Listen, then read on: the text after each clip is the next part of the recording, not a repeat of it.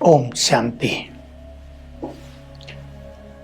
18 जनवरी 1969 को इस महान यज्ञ में एक महान परिवर्तन हुआ। ब्रह्मा बाबा जो इस महान रुद्र यज्ञ के संस्थापक बने, उन्होंने अपनी गहन तपस्या के द्वारा आध्यात्मिक की उस श्रेष्ठतम स्थिति को प्राप्त किया जिसे कर्मातीत कहते हैं। सभी को ख्याल रहे कि ये ऐसी समाधिस्थ स्थिति होती है जिसमें मनुष्य को महान विचार, श्रेष्ठ स्वमान, जिसको ईश्वरीय खुमारी कहते हैं, वो सब होती है। इसमें वो सिद्धियां नहीं होती जिनमें बहुत सारे आजकल के महात्मा सन्यासी उलझ कर रह जाते हैं और अपने असली लक्ष्य को भूल जाते हैं। बाबा ने कभी सिद्धियों की न इच्छा रखी, न चमत्कारों की, और न उस ओर कदम बढ़ाए। बाबा ने देह छोड़कर सूक्ष्म लोक को अपना निवास बनाया। सूक्ष्म लोक, इस स्थूल लोक से परे यानी आकाश, चांद, तारे, सूरज, ये सब ग्रह, इनसे परे फरिश्तों का लोक है, जहां पर आत्मा संपूर्ण बन के ही जाती है। कुछ महान पुरुष वहां नीचे के स्थान में रहकर इस संसार के लिए कार्यरत भी हैं। वहां से बाबा का आगमन इस धरा पर होने लगा। पहली बार आगमन हुआ, आप जानते हैं दादी हृदय मोहिनी को, गुलजार दादी जिनका नाम था, वो संदेशी थी, यानी भगवान से मैसेज लाती थी, ध्यान अवस्था में स्थित होती थी। जब वो ध्यान में गई तो ब्रह्मा बाबा और शिव बाबा दोनों उनके तन में अवतरित हुए और यज्ञ का आगे का कार्य व्यवहार कैसे चलेगा उसकी एक सुंदर रूपरेखा तैयार की, क्योंकि सभी के मन में प्रश्न था कि अब ये कार्य किस तरह आगे संचालित होगा। तो बाबा ने 2 बहनों को निमित्त बनाए, यानी इंचार्ज, हेड ऑफ एडमिनिस्ट्रेशन। उसमें दीदी मनमोहिनी और दादी प्रकाशमणि। दीदी मनमोहिनी दिल्ली में रहती थी, लेकिन 1965 में 1965 में जब मामा ने अपनी संपूर्ण स्थिति को प्राप्त कर लिया तो बाबा ने यज्ञ के कार्य को सुचारू रूप से चलाने के लिए उनको माउंट आबू यानी मधुबन में बुला लिया था। तो उनको अनुभव हो गया था सब कुछ, उनको दोनों को हेड बना दिया इस पूरी ऑर्गेनाइजेशन का और कहा बाप दादा ऐसे ही आते रहेंगे जैसे आज आए हैं। पहले साकार तन में थे, अब अव्यक्त रूप में हैं, यानी फरिश्ते रूप में हैं। इन यहाँ आते रहेंगे। और दीदी मनमोहिनी और दादी प्रकाशमणि जिन 2 बहनों को, आत्माओं को नियुक्त करेंगी, उनके तन में आएंगे, क्योंकि जिसके तन में भगवान आए वो बहुत पवित्र, बहुत निर्मल चित्त, बहुत सरल चित्त होना चाहिए। बाबा अपनी महान आत्माओं को सम्मान भी बहुत देते थे। उन्होंने ये खुद नहीं कहा कि मैं नियुक्त करता हूँ, नहीं, जिनको मैंने नियुक्त किया वो जिनको नियुक्त करेंगे उनके तन में बाबा आएंगे और मुरलियाँ ऐसे ही चलती रहेंगी। जो मुरलियाँ चलाई हैं वो रिपीट करेंगे, क्योंकि उनमें संपूर्ण गहन फिलॉसफी है और उसका आनंद हम सब लेते रहे, बाप दादा आते रहे और किसी को ऐसा आभास नहीं हुआ कि ब्रह्मा बाबा यहाँ नहीं हैं। अनेकों को अनेक तरह के सुंदर अनुभव पांडव भवन मधुवन में होने लगे। जो यहाँ आते थे बाबा की उपस्थिति महसूस करते थे, क्योंकि हम तो यहाँ थे तब रात्रि क्लास में सभी को अपने अनुभव सुनाने होते थे। और 69 के साल में हर व्यक्ति ये कहता था, जो भी यहाँ आता था, कितने हजारों आए होंगे, कि यहाँ आए हमने तो सोचा था बाबा नहीं है तो पता नहीं कैसा होगा, कैसा लगेगा, पर यहाँ आकर तो परम आनंद की अनुभूति हो गई। बाबा की उपस्थिति, उसकी तपस्या की श्रेष्ठ एनर्जी हमने यहाँ महसूस की। और बाबा ने एक सुंदर बात कही थी। बाबा व्यक्त क्यों हुए? हालांकि उन्होंने अपनी संपूर्ण स्थिति को प्राप्त किया, लेकिन गॉड्स प्लान क्या था? देखिए, जैसे संसार में जब तक सूरज आसमान में चमकता है, चांद और तारे मंद रहते हैं, और जब सूरज अस्त हो जाता है तो चांद और तारों की रोशनी प्रकट हो जाती है, वो चमकने लगते हैं, संसार को शोभायमान करने लगते हैं। उसी तरह ज्ञान सूर्य बाबा, शिव बाबा छुपे जैसे छुप गए, लोप हुए, ऊपर पहुंच गए। तो यहाँ जो तुम सब बच्चे ज्ञान सितारे हो, शिव शक्तियां हो, जो बहुत पवित्र हो, योगी हो, तपस्वी हो, अब इनके द्वारा मुझे संसार का परिवर्तन कराना है। सेवाएं चलती रही और 1971 में विदेशों से निमंत्रण मिला कि ये ईश्वरीय ज्ञान विदेशों में भी फैलाया जाए। तो लंदन में एक भाई थे जो यहाँ से ज्ञान लेकर गए थे, सिंधी थे वो, आप जानते हैं, जयंती दीदी, जो अब एडिशनल चीफ भी है ब्रह्मा कुमारी की, उनके माता पिता थे, उन्होंने निमंत्रण दिया। तो प्लान बनाया कि क्यों नहीं यहाँ से सारे संसार की सेवाओं की शुरुआत की जाए। और 5 भाई बहनें सेवाओं के लिए यहाँ से गए। वो पहला डेलीगेशन था अपना, जिसमें रमेश भाई, जगदीश भाई, शैलिंद्रा दादी, रोजी बहन, अब वो नहीं है, और डॉक्टर निर्मला जो ज्ञान सरोवर में रही, इनमें से नहीं है कोई भी अब। उन्होंने लंदन में जाकर सेवाएं शुरू की और कुछ दिन वहाँ रहने के बाद ये लोग अलग अलग देशों में चले गए। जैसे निर्मला दीदी अफ्रीका के देशों में चली गई, गुजराती बहुत वहाँ, और शैलिंद्रा दादी इनके साथ रही सिंधियों की सेवा के लिए। जगदीश भाई चाइना की तरफ और इधर उधर निकल गए। तो अकेले इन्होंने बहुत बड़ी सेवा प्रारंभ की और जहाँ जहाँ गए वहाँ ईश्वरीय सेवा केंद्र चालू हो गए। लोगों ने बहुत रुचि दिखाई कि जीवन में सुख शांति इस राजयोग के द्वारा हमें प्राप्त होने लगी। क्रिश्चियन धर्म के लोग जो नॉन वेज के बिना रहते नहीं, वो भी वेजिटेरियन बन गए और ये कारवां आगे बढ़ता गया। और इस तरह बाबा का यहाँ आगमन होता रहा। बाबा गुलजार दादी के तन में आकर अनेक तरह के प्रोग्राम दादियों को देते रहे। और दादी प्रकाश मणि जो बहुत एनर्जेटिक थी, जिनको सेवाओं की वृद्धि का बहुत ज़्यादा शौक था, इंटरेस्ट था, वो विश्व सेवा के कार्यों को आगे बढ़ाने लगे। बड़े बड़े प्रोग्राम हुए, कॉन्फ्रेंसेज हुई। हमारे यहाँ ओम शांति भवन बना माउंट आबू में, पांडववन के सामने, आप सभी ने देखा है।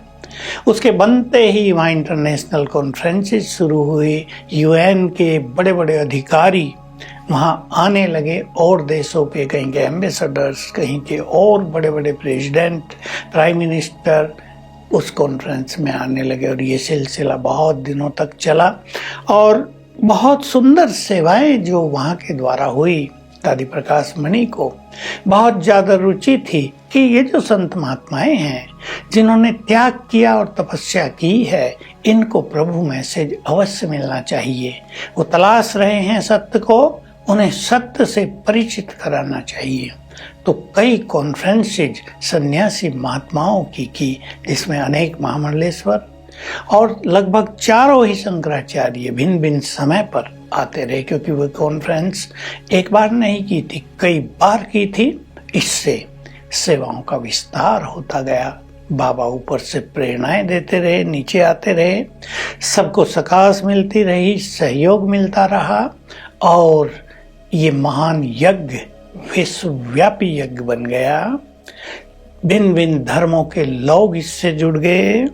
यहाँ तक कि पाकिस्तान में भी सेवा केंद्र खुल गया, अनेक मुस्लिम कंट्रीज में सेवा केंद्र खुल गए। और आज ये कार्य विशाल रूप से संसार को लाइट और माइट प्रदान कर रहा है। अनेकों